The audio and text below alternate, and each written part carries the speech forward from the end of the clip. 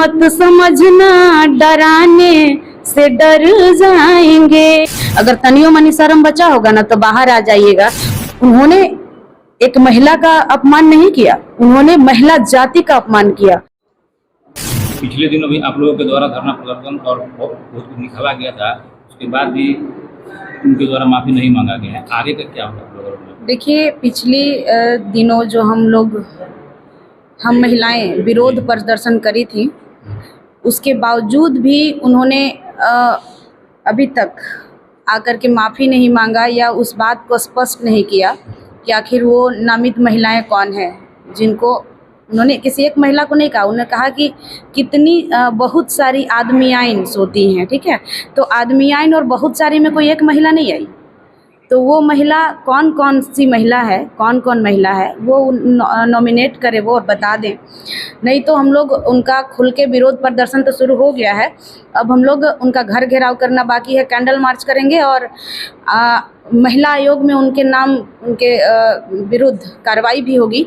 और सबसे बड़ी बात कि अब अगर भारतीय जनता पार्टी के कोई भी नेता यहाँ पे सभा करने आते हैं तो सबसे पहला विरोध हम महिलाओं का होगा। हम लोग ये नहीं कहने वाले हैं कि सत्येंद्र नाथ तिवारी जी को घी लगा के ये चीज़ बोले कि आप काहे ऐसा बोले हैं, ये चीज़ अब हम लोग नहीं कहने वाले हैं। अब हम लोग डायरेक्ट उनका विरोध शुरू कर दिए हैं। तो उनके इस कार्यक्रम में जितने भी बाहरी नेता आएंगे, जितने भी बड़े नेता आएंगे, चाहे वो मरांडी जी हों, चाहे वो आपको कोई भी हो, जो भी नेता आए उनके पक्ष में, हम लोग उनका खुलेआम बहिष्कार करेंगे।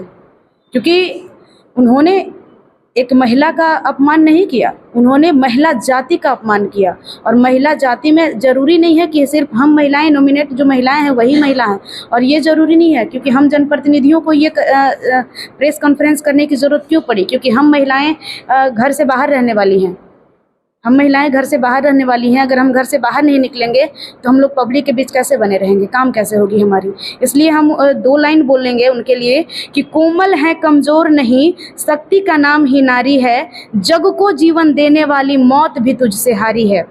और सतियों के नाम पे मुझे जलाया, मीरा के नाम पे जहर भी पिलाया, लेकिन सीता जैसी अग्नि परीक्षा जग में अब तक जारी है। कोमल है कमज़ोर नहीं, शक्ति का नाम ही नारी है। तो हम ये कहेंगे कि हम लोग कमज़ोर नहीं हैं। अगर आपको ऐसा लगता है कि हम ये चीज़ बोल करके बहुत बड़ा तीर मार लिए हैं, तो ये सबसे बड़ा भूल है तिवारी जी आपका, और सबसे बड़ा वहम है आपका कि आपने ऐसा बात बोला।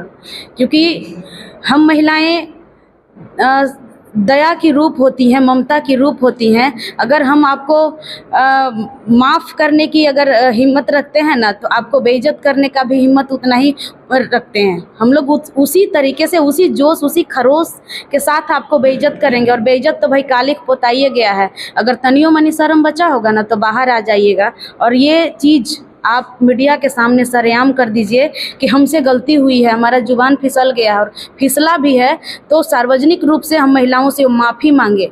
नहीं तो एक तरफ सरकार हम लोगों को आरक्षण देने की बात करती है और दूसरी तरफ अपने नेताओं से गाली दिलवाने का काम करती है। ये कहाँ का न्याय है? ये कहाँ पक्का पार्टी है? कैसी पार्टी है? ये जनता को किस तरीके से गुमराह किया जा रहा है, ये तो हम लोगों को समझ में नहीं आ रहा है। आने वाला चुनाव में ना हम लोग एकजुट होकर के ऐसा बैटिंग करेंगे ना, ऐसा बैटिंग करेंगे कि बॉल छक्का तो लास्ट जाता है, उसके बाउंड्री पार जाएगा।